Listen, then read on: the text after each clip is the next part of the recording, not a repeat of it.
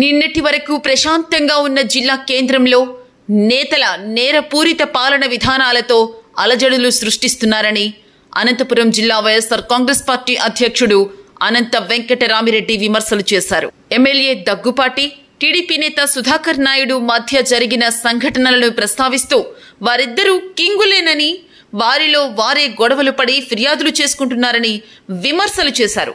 మొన్నటికి మొన్న ఆర్యవైశ్యులకు సంబంధించిన భూమిని కబ్జా చేస్తే మంత్రి భరత్ జోక్యం చేసుకునే వరకు పోలీసులు న్యాయం చేయడం లేదన్నారు. అనంతపురం జిల్లా కేంద్రంలో ఎప్పుడూ లేని విధంగా కొత్త సంస్కృతులు తీసుకొస్తున్నారన్నారు. మట్కా, పేకాటకు జిల్లాలోని లాడ్జీలను కేంద్రాలుగా మారిపోయాయన్నారు. ఉదయం 6 గంటలకే మద్యం షాపులు తెరుస్తున్నారని, 15 ఏళ్ల పిల్లలు కూడా పర్మిట్ రూముల్లో తాగుతుంటే ఎక్కడ యాక్షన్ తీసుకున్న పరిస్థితే లేదన్నారు. గతంలో పవన్ కళ్యాణ్ వేల మంది అమ్మాయిలు మిస్సింగ్ అని చెప్పారని, అయితే ఈ 10 నెలల్లో మిస్సింగ్ అయినా ఏ ఒక్కరినైనా తీసుకొచ్చారా అని ప్రశ్నించారు.